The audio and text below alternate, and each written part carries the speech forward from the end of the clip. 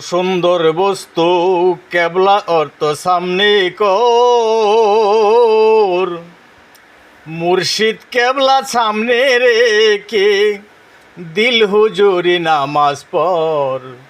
কাবায় অর্থ সুন্দর বস্তু।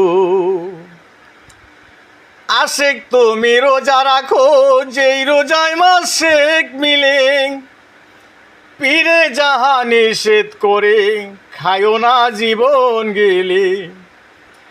আশেক তুমি রোজা রাখো, যেই রোজায় মাসুক মিলে, পীরে যাহা নিষেধ করে খায়ো না জীবন গেলে। কাবায় অর্থ সুন্দর বস্তু, কেবলায় অর্থ সামনে কর, মুর্শিদ কেবলা সামনে রেখে দিল হুজুরি নামাজ পড়।